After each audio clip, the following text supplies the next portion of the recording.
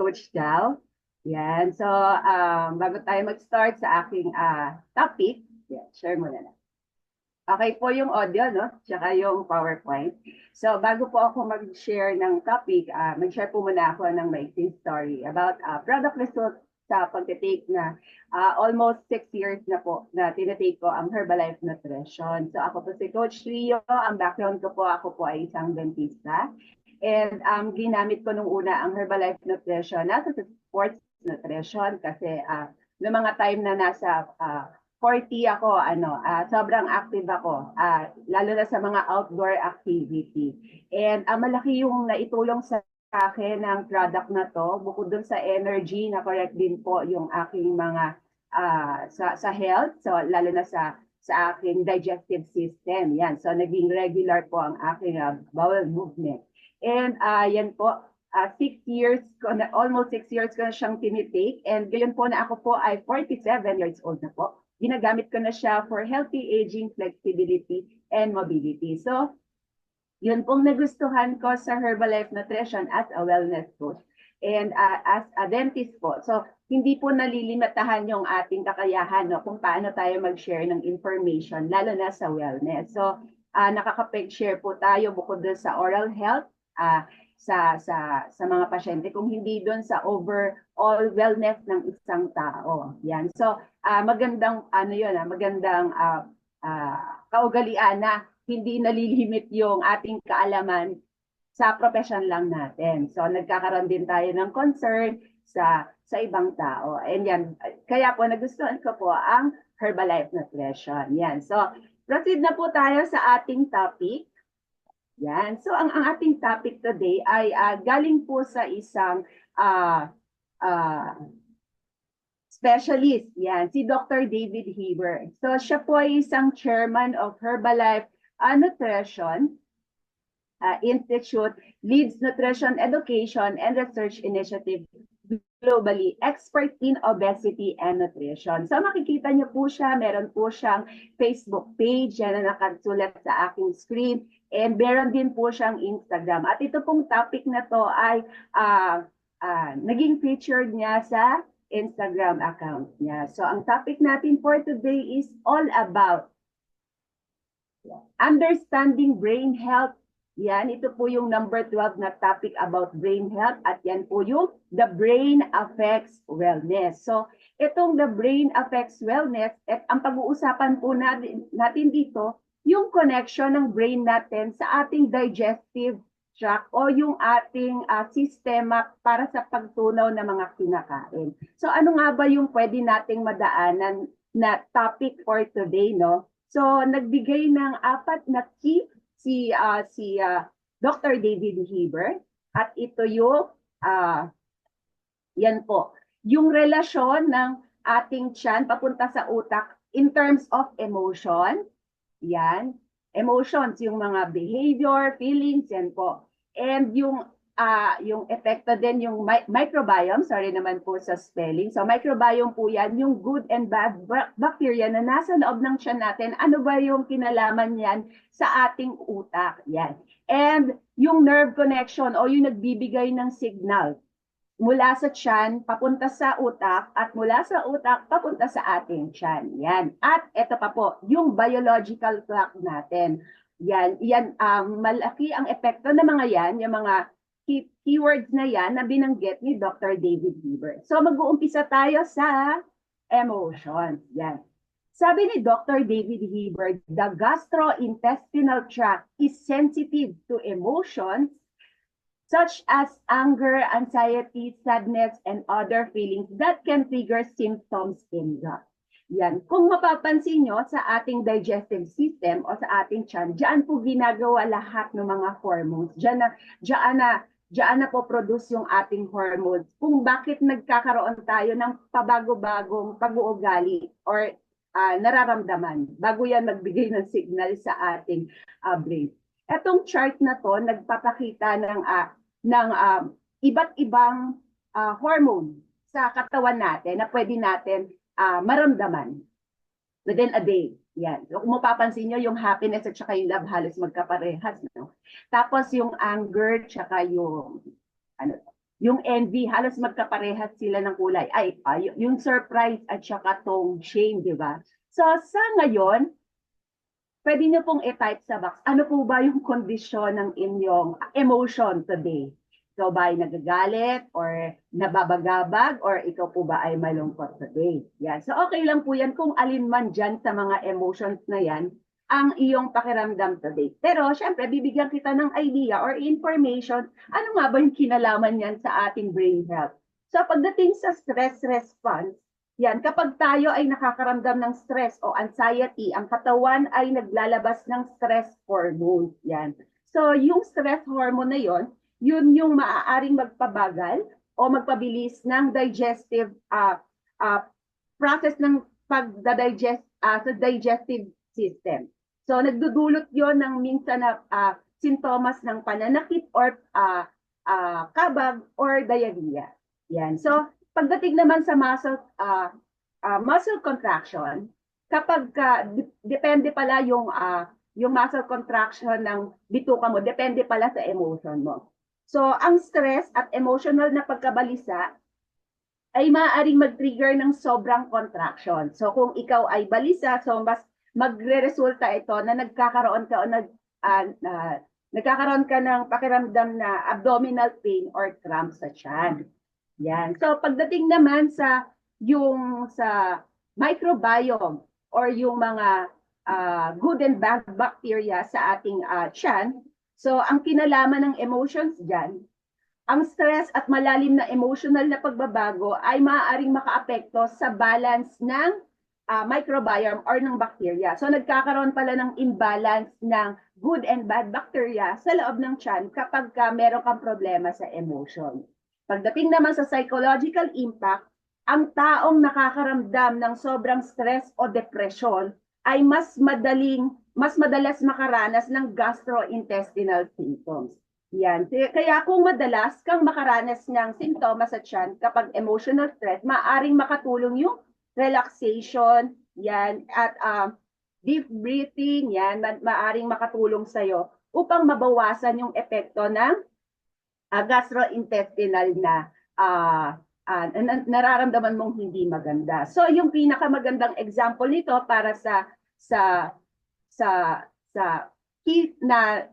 keyword ng emotions yan, kapag ikaw ay kinakabahan, halimbawa nasa isang interview ka or for example meron kang a-attend or meron kang isang presentation, no, madali kang makaramdam ng pananakit ng tiyan dahil yun dun sa hormones na napoproduce sa loob ng tiyan kapag nai-stress ka.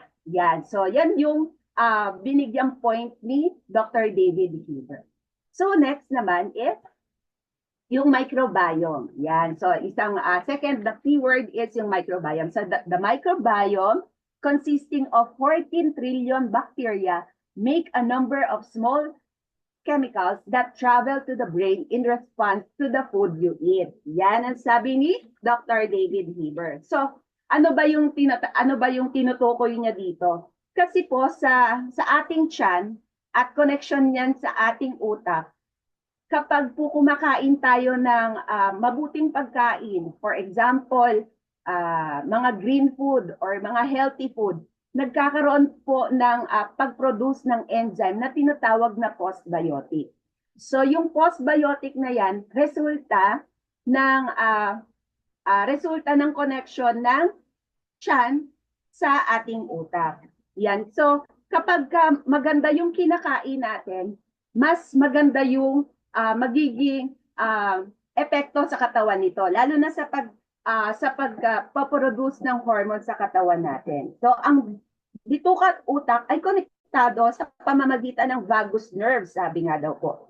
So, ang mga postbiotic ay nakakatulong sa pagpapanatili ng gut barriers. So, yan po. And, mapapansin nyo dito sa picture na to, di ba yung nasa taas yung emotion, sad or happy.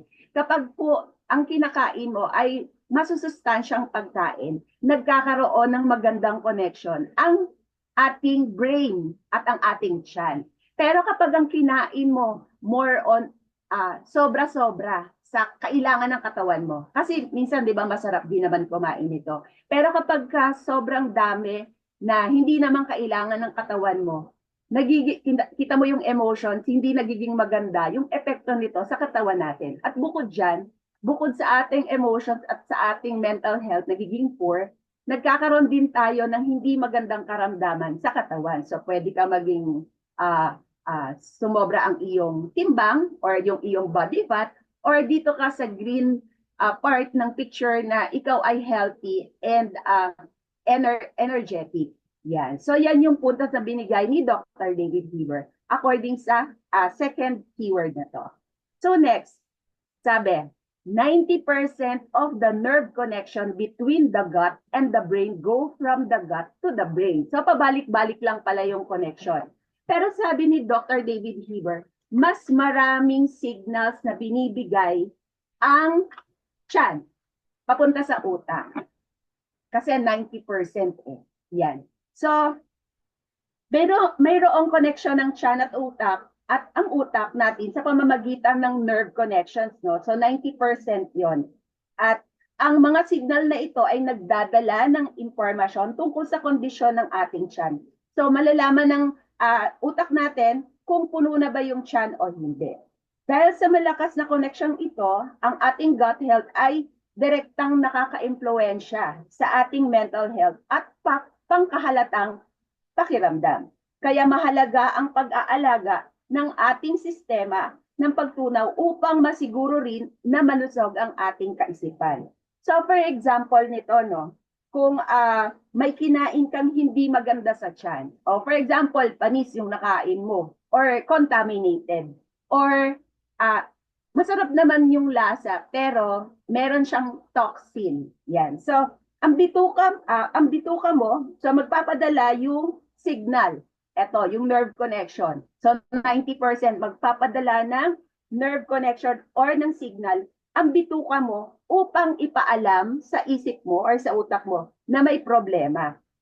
Kaya maaring makaramdam ka ng pagkahilo o pagsusuka. O di ba kapag kumakain tayo ng hindi magandang food, it's either yun nga kapag may toxin, it's either mahilo ka or masuka, or for example, nagiging poor yung energy mo, or for example, madali kang antukin, yan, wala kang mental focus, so yun yung nagiging epekto. Kaya importante din yung mga pinipili natin pagkain. So, ang ganitong uri ng komunikasyon mula sa bituka patungo sa utak ang nagpapakita kung gaano ka-sensitive ang ating digestive system. So, nagkakaintindihan talaga, mabilis na nagkakaintindihan yung bituka at ang ating brain sa pamamagitan nitong 90% nerve connection. Yan. So, next naman. Yan. So, yan po yung nakita ninyo, no? Kapag hindi maganda yung pwede kayong magtae, pwedeng magsuka, or pwedeng hindi maging maganda yung pakiramdam nyo.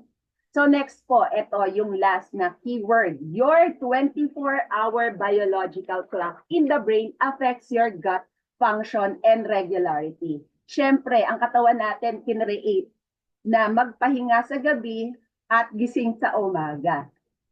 Yan, malaki ang relasyon niyan pagdating sa health natin. Dahil kapag po tayo ay kulang sa sleep, yan, nababago yung ating body clock. Hindi lang kulang sa sleep, no, lalo na kapag wala sa oras yung pagkain mo, hindi mo nasusunod yung body clock na kailangan ng katawan mo. So yung pag-aayos, lalo na sa mga organs, sa mga kailangan ng organs sa katawan mo, hindi nagiging maganda.